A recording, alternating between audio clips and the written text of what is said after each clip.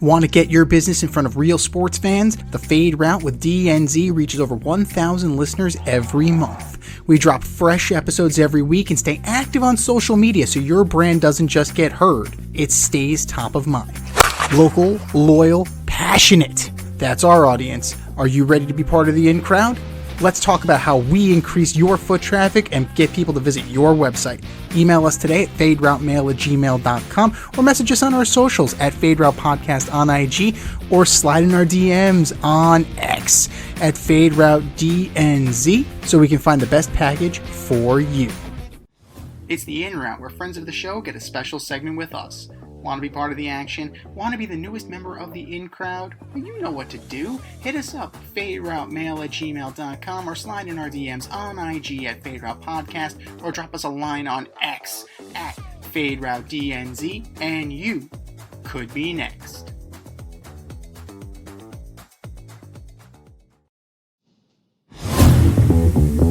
Part 2 of our interview with Mitch Baruchowitz starts right now. If you missed part 1, check out this week's episode of the Fade Route.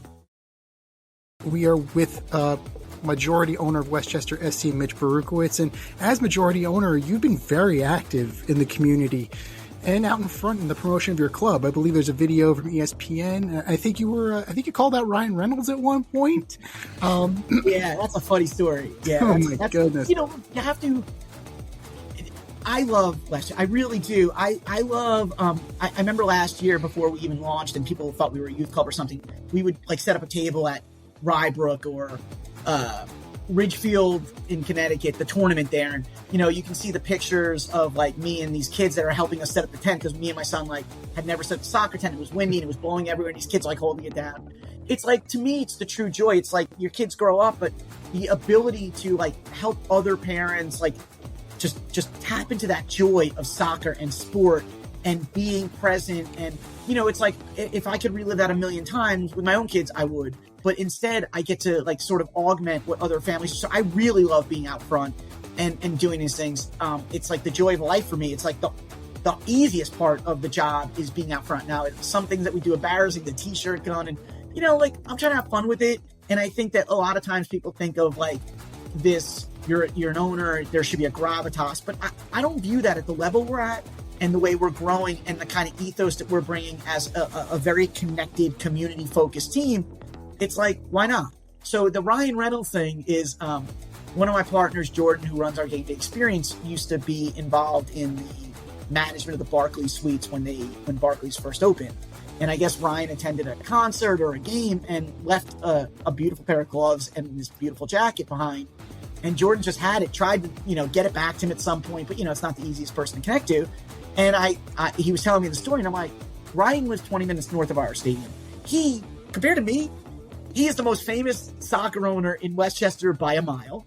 So let's just, close the loop. We're all about community. He says he grew to love soccer more than anything. There's professional soccer right in his backyard. He can help us. He can show his true love for it and also his understanding of how much he went through at Wrexham. The stuff that you don't see on camera, the grit, how much the losses hurt. I understand that, right? I understand everything that goes on in this Wrexham because behind the scenes, the work that has to go in to really shape everything you do. And, him and Rob are so intentional about the things they do. And so they manage their images so carefully because they're big stars, whereas I don't have to really do that. So for us, I wore the jacket with the jersey on. I said, hey, you're the most famous owner in Westchester County. And, why not get out here? Now, no one's responded yet, although I feel like he must have seen it because a lot of people had him. So we're gonna stay cheeky, but we're gonna amp it up a little bit, and there might be maybe our coach is gonna wear it out to the bench one day, or that jacket's gonna be the is it the victory jacket? The weekend at Bernie's where they just carrying them around everywhere, and you're gonna see that jacket in some strange places. Maybe it ends up in Rockland on top of a lighthouse or something, but we're not going to stop till Ryan just says, look, you love soccer. Come on, man. Just come and see what we're bringing. Give me your feedback as someone who has done one of the most incredible things ever in England. How about just looking at what we're doing local?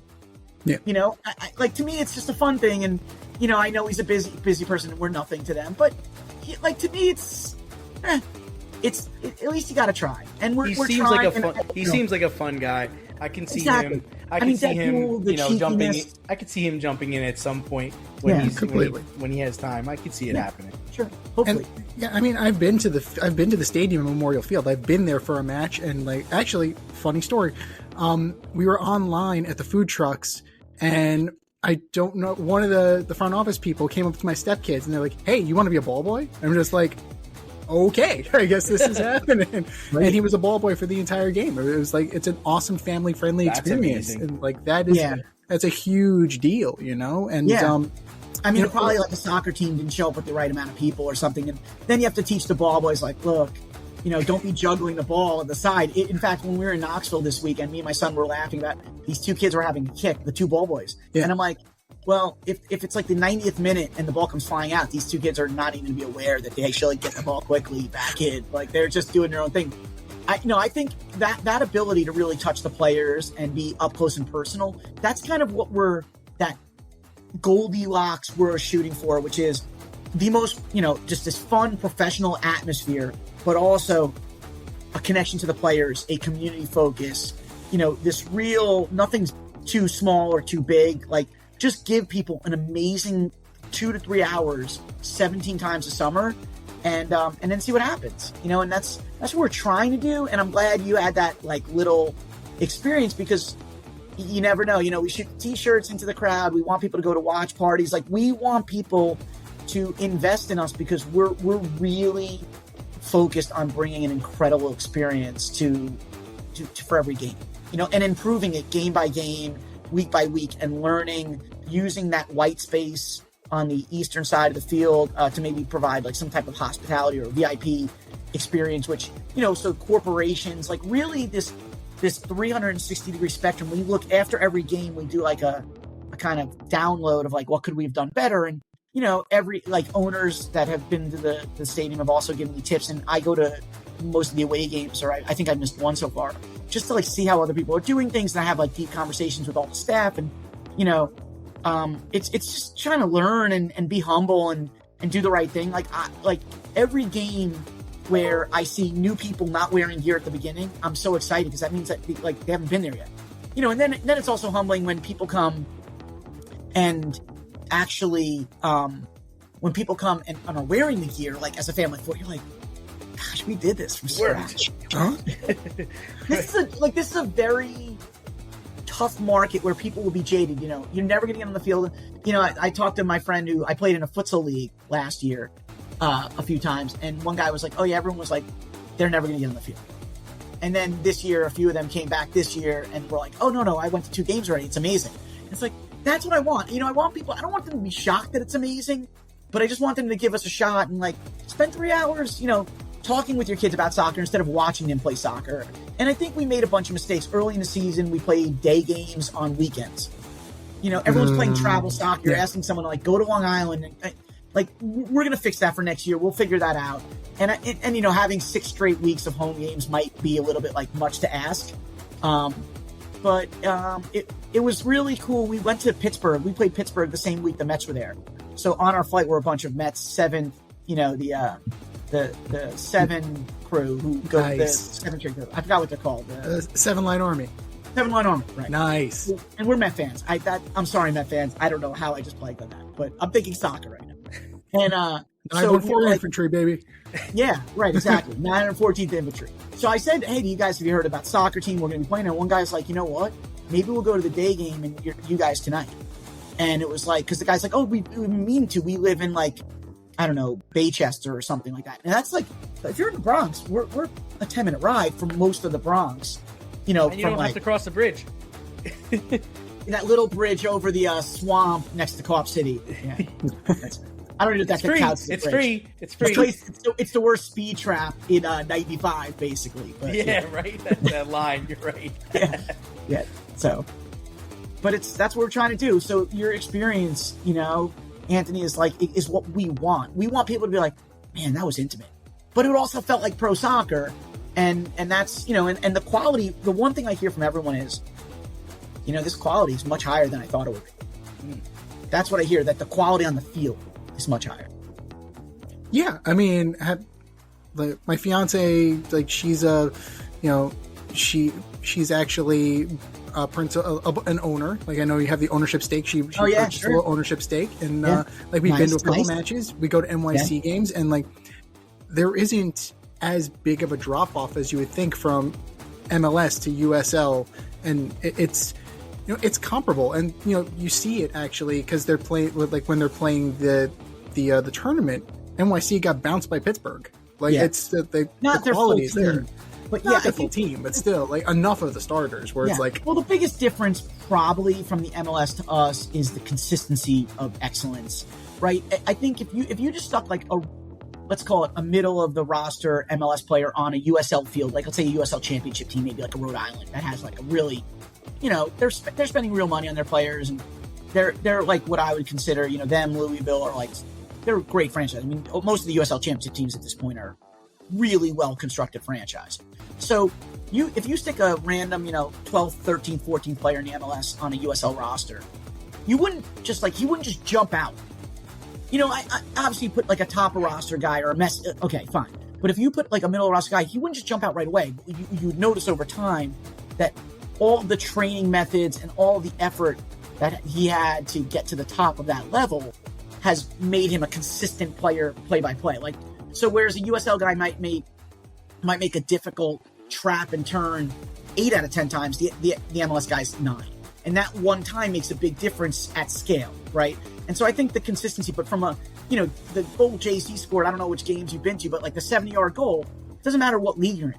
To hit a ball 70 yards on a line over a guy's head that lands in the net on a fly is not some random, artifact of a little bit of training. That is a high skill play. The goal JC scored against Knoxville this week. Samori Powder's strike against Richmond, in week 4. Though you hit a 30-yard strike, it doesn't matter what level you're watching. That's fun to watch, right? I watch clips of USL 2 games, and when I see a great goal, I get that little butterfly feeling. I mean, it's like so you're right. It's not just the competitive level, and what I love about the USL is also very young. So you actually get like this really deep effort every game. Like if you're up by 1, and we've given up a lot of leads, unfortunately. It's because teams don't stop. Like there's energy and effort until the final whistle. And, whereas an MLS team, if they get 2-0 and it's like the 88th minute, you might get a little bit like one team's just knocking it around, wasting time. Like you get that at the highest professional levels, and you're in the USL. It's like, let's keep scoring, So let's keep playing. I love that kind of that level of like commitment to continuing to move forward, even if you're up by 2-0 with in the 80th minute or something. Right. That's great, and it's kind of reminiscent of like the old Joe DiMaggio quote. It's like I give my best all the time because somebody is out there paying to see me play. Like there's a respect level to that, and it speaks to the level of community you guys are creating, and how the USL is, kind of like the people's league almost. Like that's a great way to. I'm writing something right now, which I'm working my way through. I'm like. It's a piece about how promotion relegation is really going to set off a chain reaction of events that lead to a lot of players. So more USL teams means more outposts in those second cities, right? Because you're not really going to find like a USL team in like Midtown Manhattan. Well, there's no soccer team in Midtown Manhattan, so it doesn't really matter. But you're not going to find like a major USL team in every town where there's already an MLS team, right? That's a tough competitive landscape to fight in. And so the economics don't necessarily work until you get like 30,000 people in a stadium, which is more of the province of the MLS for now.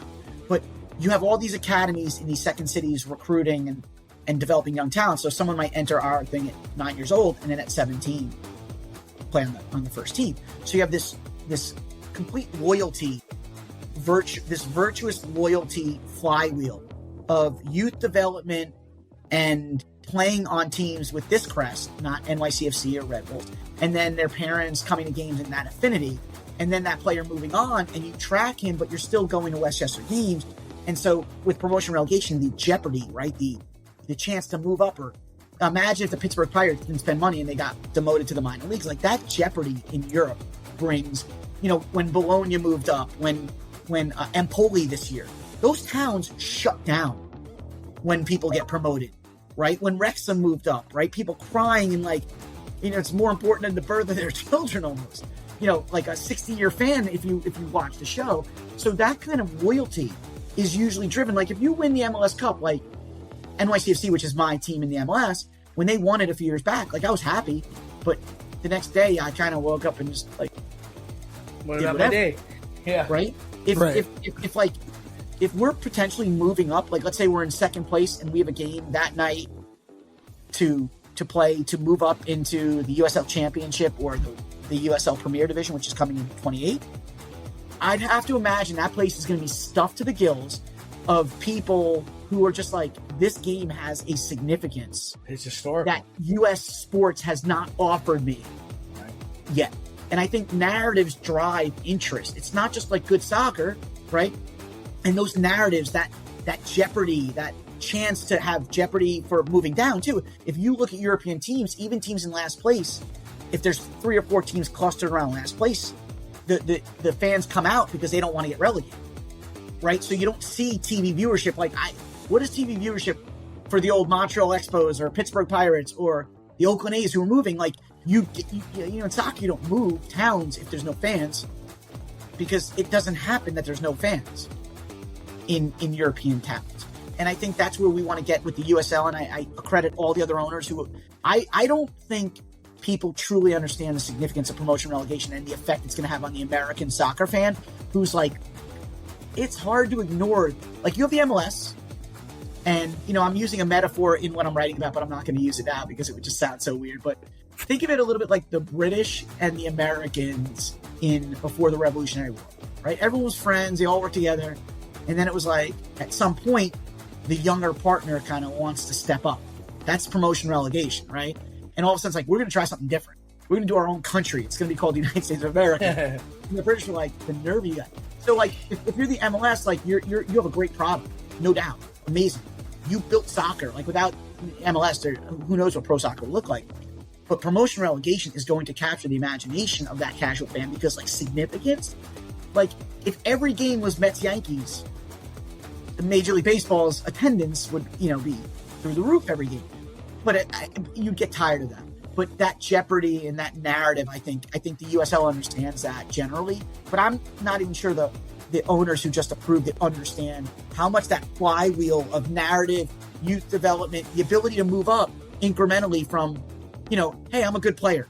I'm going to go into League One, and then I'm going to try to move up with the League One team and really excel, and then I'm going to move to the USL Championship, and that's going to get on the visibility radar of an MLS team. So you're going to find a lot of players like the USL League One, where I'm at right now, is going to be the laboratory for that up and coming player. And so every so often you're going to see a complete star shot where that guy ends up in the MLS, and people will be like, hey, that guy started in League One. And I think that with like, oh, I watched that guy, like you, my son handed that guy a ball when he took a throw in, right? That guy signed my scarf, and now he's in the MLS 6 years later. Like, how do you not, that origin story, like we were talking about comics before we got on, those origin stories are what make people loyal to the badge, right? And that closeness and that intimacy. And I think the USL is about to marry those things in this beautiful cocktail, or at least that's my dream. And that's why I rushed to get a team on the field before they approved it. Because franchise fees are about to explode. The cost of bringing a first team is about to explode. So why not learn before everything explodes? No, 100%. I'm not going to lie. It's been one of the most humbling years. I mean, the amount of time I've just closed my eyes and meditated on something that we're trying to do, or something, a guy getting hurt. Or, you just feel for these players when they get hurt and they're so disappointed, or the losses. We've had some gut-wrenching losses. For a team that only has 20 games into it, we have been all over the spectrum, and it's extremely humbling. And I think one of the most humbling things is when you look at some of the other teams that launched at the same time we did, they were around for longer and more developed, like Maine, Portland, Hearts of Pine. They're doing such an amazing job that, like, even if we're doing an amazing job, by comparison, we look like, paltry.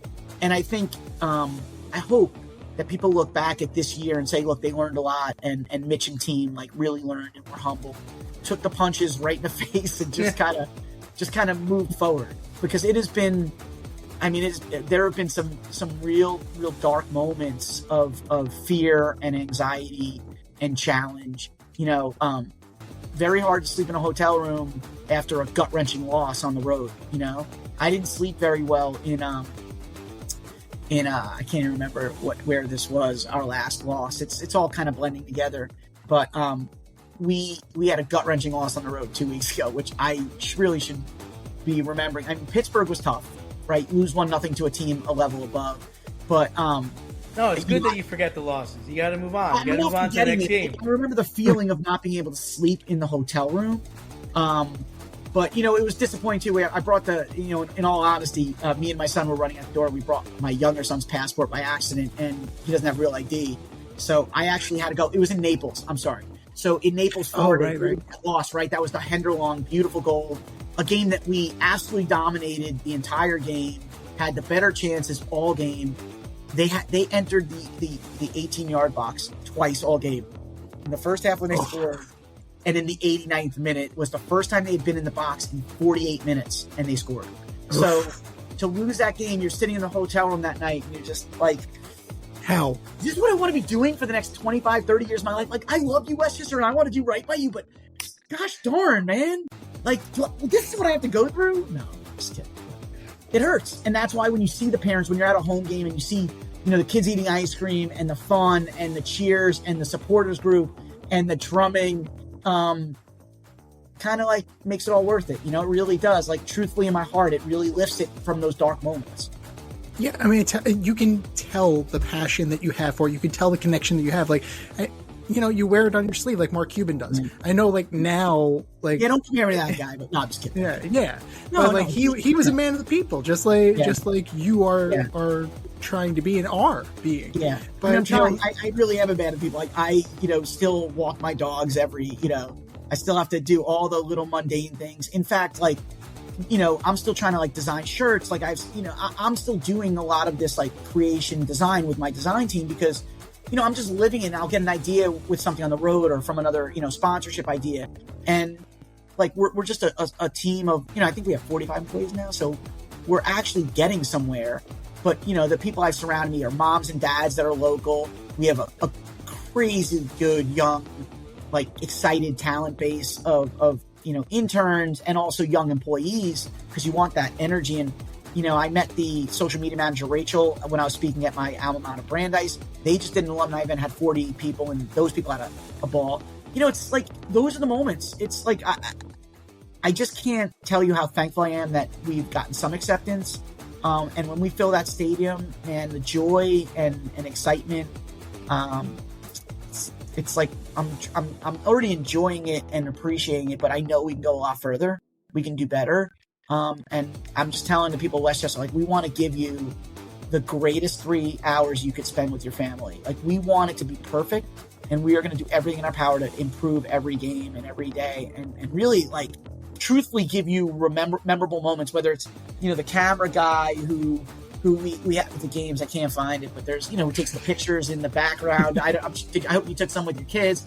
To the new jerseys we're revealing, like the all black jersey we hope to reveal when the Hearts of Pine come, which, by the way, nice. You gotta come to that game. They are a phenomenon. Like, Gabe and crew from Naples, I mean, from Hearts of Pine deserve insane credit. They have done such an incredible job of building their team. You know, it took 5 years to get on the field. We're like the opposite of them. They were like the thoughtful, well-planned, well-constructed, and they have nailed everything they've done. We're like, yeah, let's just play in 25 and see what happens. Well, fortune favors the bold sometimes, you know, Yeah. and, you know, currently the clubs. Yeah. Well, you know, it takes time. Everything takes time. I know. And I'm trying to be patient. Of course. So the Not club's currently from us Queens boys. We're not known for our patience, you know. No, that's for certain. You guys are currently in 12th place. You're tied with South Georgia Tormenta. Yeah. So I know you said a lot of sleepless nights, but also some. Off the top there, you know, so. Yeah, they'll get. Yeah, you know how it is. We're about to go on a run. We're playing very well. If you look at the last, like, 5 or 6 games, a few moments have really sunk us, but I feel like we're playing very well. And the injuries are starting to abate a little bit. I mean, we had our center backs didn't get on the field. Our originally planned starting center back didn't get on the field together until like 5 games ago. So got to build that chemistry. 100%. Got to build chemistry. Yeah. Totally. So with all this taken into account, right, and given the fact that it is literally, less than a year from conception to reality. Like, what would you give as a letter grade? Like, if you were assessing it? Different. Yeah, I would, I think that's like, there's probably 9 verticals that I have to grade separately, but altogether, I would give us a solid B, only because this is a market with 2 professional teams already, soccer, 40 other options on the professional sports side, a jaded, a busy, people are busy, they go to the beach. Like, it's not like people are like, hey, we love soccer, let's put Westchester. Like, we didn't have a schedule till December 20th. So season ticket sale, all those things. We've done some good things. I think our branding and the colors and the narrative around how we're tapping in, the partnership with Northwell, the team has done some great things. I mean, we have an analyst was telling me we have the 7th most amount of shots from outside the 18, but the most goals from outside the 18 by 50% more than the next. So we have scored absolute bangers. Now, we've given up horrific goals. So I don't know if that's a good thing. I don't know if I'm bragging or if I'm like disappointed, but I think we got on the field. We've created a credible product. We've created a game day environment. Walter's Hot Dogs, the Taco Project, and Taco Project. Sebastian and crew have really, I am so, I say a B because we have embraced the soccer interested and passionate, but then we've also done, I think we start to scrape at that casual fan a little bit, and the family is like, look, we don't love soccer, but our kid plays and he wants to go watch it. So I think that's an area where I want to see more A's. That's probably been like a C. But I think when you look at all the varying things, the fact that we have a credible team on the field, we've led the most minutes. We've led for the 2nd most amount of minutes in League One right now. That's impressive. So, yes, that is a terrible stat, but also an awesome stat. So, it's not all about results, but when you look at the moments that we've created for people, that JC moment that was number 1 on the ESPN top 10, now there's been some other USLs since, but some of the moments we've created are absolute A pluses, but we've also created a few Fs. So I would say B, because I think getting on the field in a year, in 1 year, and building like this outreach team and a ticketing team and a marketing team and a design team and a jersey that, like, when you're in other arenas, so like that blue jersey is quite sharp, and the Tappan Zee Bridge on the white jersey, and the scarf behind me that way, and the beautiful corduroy hat with the bridge behind me. Like that would look good on both of you guys, you young guys. I can't wear this thing, I'd look like an idiot, but it's all the gear and the thoughtfulness and the connection to community. I think we're a solid B. I want to but to get from a B to an A is like a big, that's a big jump. So we definitely have a lot to do. And, having people like you interested where you want to talk to us even is such an absolute flattering moment, because, there 6 months ago, it was like people didn't even think, they thought we were a youth team, or they were like, oh, is that another academy? Well, yeah, that, and also a pro team, but people didn't know what the USL is. Now, I think people are starting to get a better sense of okay, this USL thing is kind of blowing up. It's a good product. It's more intimate. It's smaller stadiums, but the product is amazing. The games have incredible drama. And then you look at stadiums like Louisville, what Rhode Island's built. I mean, can't beat that. Center Bank Stadium is insane. It's beautiful. And even Hartford Stadium. I went to a game last year, and the owner was gracious enough to host me, and we chatted, and Bruce Mandel and crew in Hartford, and Brett and crew in Rhode Island. I also go on the road, do that scarf thing with the other owners, because my view is the owners are the people who can mentor me in what we should be doing better. Yep. And I'm very humbly taking as much advice as possible. So B, I'd say, something like that. That's solid. I mean, it's a solid. No self-deprecation, like a true B. We talk about mentorship a lot on this show, and I'm glad that owners have been as gracious as they have been. You think about the business side of things, and maybe they don't give you all the necessary information that you need, or maybe they only take certain, they only go to a certain level on it. But that's great that they have the camaraderie with you and the trust, and you guys are building that rapport. But we'll get you out here on this one. In recent weeks, we found out the USL League One's expanding, and the New York Cosmos are back again. Right. This time they're playing in Paterson, New Jersey. Yeah. Okay. Why New York, Patterson, okay. Yeah. You have a season. You have a season under your belt, but yeah. So, what can they expect? Yeah, I'm the Grizzlies. You want to give them some friendly advice? Yeah, well, here's what I would say. I think the Cosmos thing is interesting for a few reasons. Number one, it's like, it's a name at this point, right? And it doesn't mean Rocco Camiso and the Fiorentina. Like, Rocco is probably one of the greatest success stories you could ever get, right? But it's just a name. So it's a good name and it brings attention. And I think that's wonderful. And by the way, having a fan base that we can play 30 miles away, incredible. Like, we're excited about that. Is there a whiff? And Giuseppe Rossi, like, they have a real, like, their front man is a very, very accomplished soccer. But the business side of this is tough. And I think the hardest part is building awareness. They've been around, though. Patterson, this is not some new thing. They've been around working on this for a few years. So they're not like us. Like, I didn't even know this existed till December of 23. So this was truly like a 9-month effort. They announced now, but they've been in the background working for a while because we had heard, a bunch of stuff from the USL, maybe 6 months ago. So they've been maybe they have like a 6-year head start where we were. But so it's good.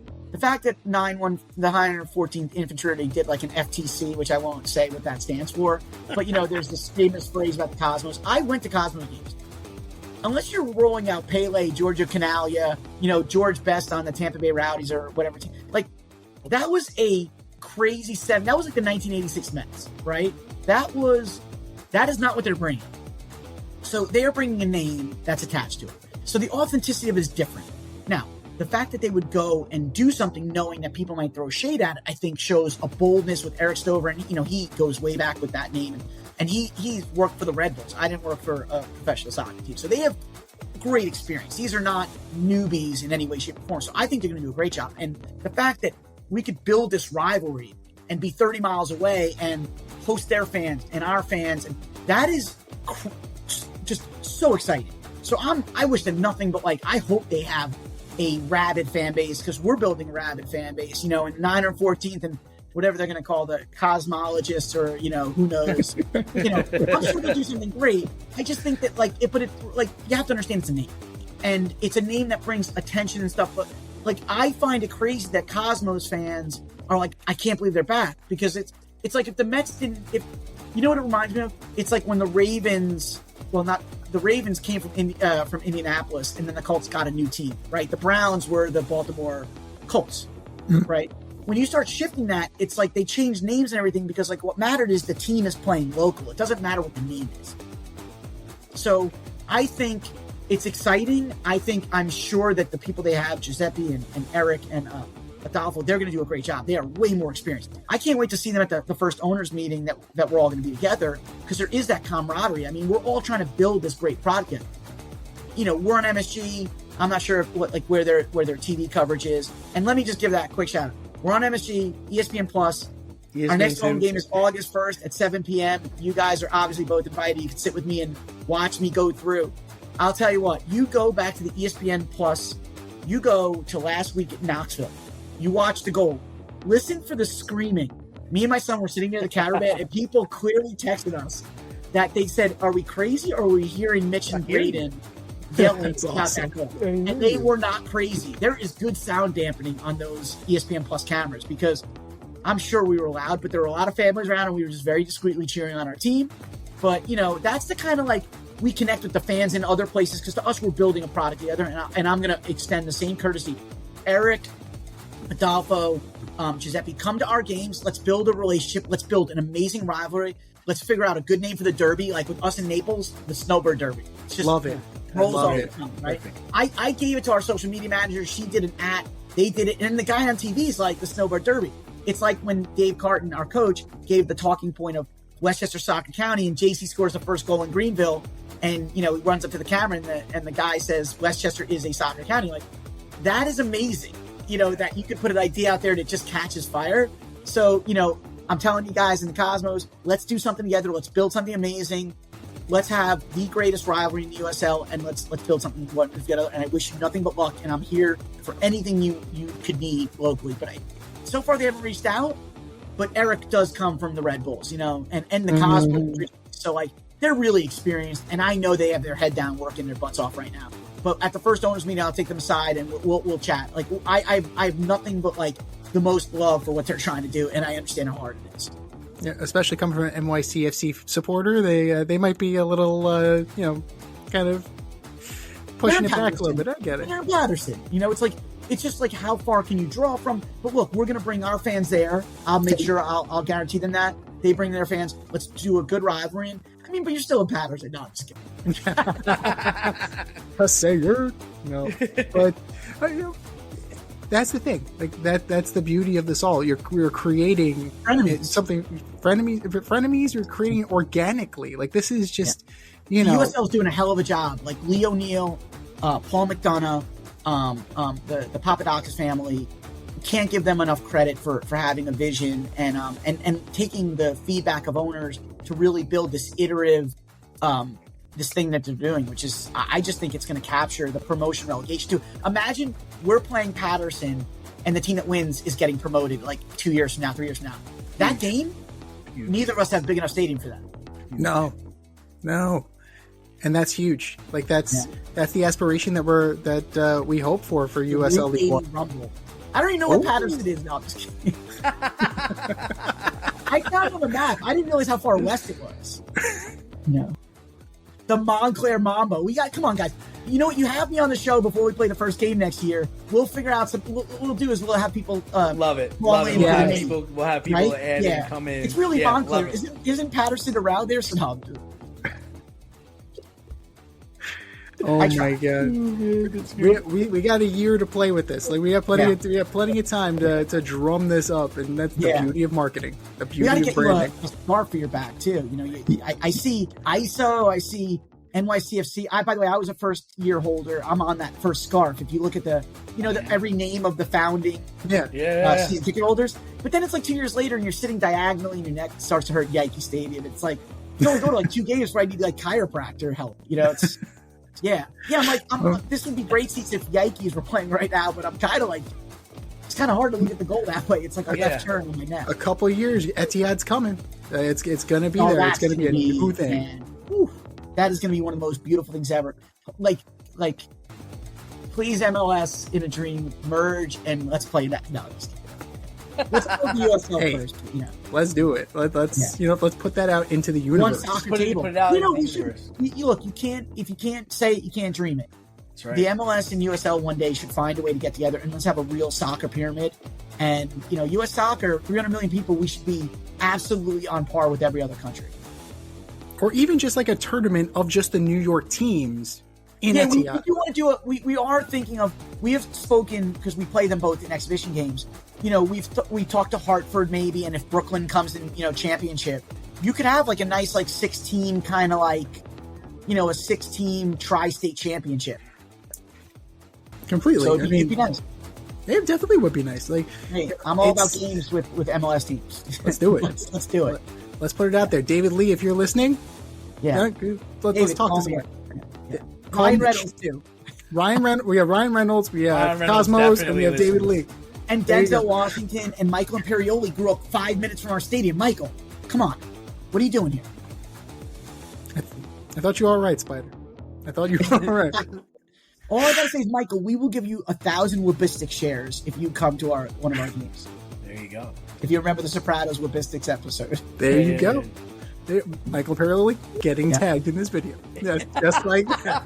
We're gonna make this happen. I'm trying, guys. I'm trying. I'm all about fade in with DNZ. Like I'm on Team DNZ. Fading it in. I love it. We got this. 100%. And principal majority owner Mitch Baruchowitz, Westchester SC. Thank you for coming on. Thank you for joining the In Route. And if you want to be a member of the In Crowd, if you want to join the In Route, hit us up, faderoutemail@gmail.com, slide in our DMs on IG at Fade Route Podcast, drop us a line on X at Fade Route DNZ, and you can be next. So Mitch, the season is not over. You still have plenty of games left on the schedule. What does Westchester SC have in store for its supporters? I think A few interesting things. An alt jersey coming in late August. A black. I'm just going to tease it by saying it's called the City Blackout jersey. And nice. It ties. We are in the shadow of Gotham, so it ties to that. That we don't have Batman, unfortunately, Damien, but we do have some interesting stuff. An interesting alt jersey coming. And I think August, we have 3 very important games coming up, right? We play Chattanooga, who's second in the table. We're only like 5 points out of the playoff spot. I think you're going to see our team really gel over the last 2 months, come together. I think we're going to make a run. I think we're going to make the playoffs. And if I'm wrong, then, that's another heartbreak. But I think we're going to make the playoffs. I think we have a lot of good soccer left in us. And then it's, really getting ready for 26, building that, just continue in the land. Like, you should expect to see us everywhere in the fall and winter and in early spring, really getting out there with an intern team, with our employees, really trying to connect to the community and bring this joy that a lot of our employees are like me. I try to hire happy people that are really, deep inside have that engine for like, I want to put myself out there and make people happy. And I think all of our employees are like that. And I just can't wait to have like a full, going to a post, a preseason with an actual staff and players this year. Woo, a lot less work. So I'm excited, and I'm excited for Patterson to come. I think the USL, like the next 2 years, is going to be just such an incredible amount of interest. And I think the league is being built the right way. And what I'll tell people is, get out there, give us a try. It's for $200, a family of 4 can eat, buy merch. It's for 3 hours. You can't have a more affordable, great experience in professional sports for 3 hours. Win or lose, we're going to make sure you have fun. We're going to treat you like we value every second of your time. And we're just going to try to make it as fun and as family friendly as possible. And, and you college kids who come back soon to Iona and purchase, we got Dollar Beer Night coming. Don't worry about it. We got Dollar Beer Night. You learn from Pittsburgh people. Dollar Beer Night is a hit. There you go. You heard it here first from the man himself. Dollar Beer Night is coming. And where can we find all of the community outreach? Where can we find all the updates? Just plug away on those socials. At Westchester SC Soccer Club, right? Westchester, the county, SC, S as in Sam. On Instagram, on Twitter. We have a TikTok account now where we do funny videos. Our new Loni Taimu has a Welcome to Soccer County in Japanese video coming. We are on CBS Sports Network with an episode of USL Excursions Westchester that plays on national TV. Our game this Saturday in Detroit on ESPN2, 7 o'clock. Check it out. We're on the Spokane, forfeit last week. We played them on national TV on September 7th on CBS Sports Network. A lot of exciting things, but you can find us at Westchester SC on Instagram or Twitter. You can hit us at info@Westchester SC if you're a group that wants to do something. If you're a family or a soccer group and you want to bring 20 people, we're here to really be your stewards of soccer energy and excitement. And everyone's just like me. You go in that stadium, I'm sure you saw it, Anthony. Everyone will treat you like you are the most important person in the world, that your kids can do the speed test on soccer kicking, the merch, just go out and wear that badge. Like, this is your team. Like, it has your name. This is the first professional team that has your name on it. Like, this isn't New York City. This is Westchester and Rockland folks and Fairfield folks. We're open. The doors are open. Like, we feel like it's the Westchester region, and we're here for you. And I can't thank you guys enough for caring. And all the fans who have been there, thank you so much. Like, you have made this the most joyous, incredible experience. Hard, but you've made it worth it. So thank you guys so much. And thank you and Damien so much for the support. Thanks for listening to this episode of our podcast. If you liked what you heard and you want to hear more, be sure to like and subscribe on your favorite podcast platform. Leave us a review, rate us 5 stars, turn on subscription notifications, and share on social media. Tell your friends and spread the word.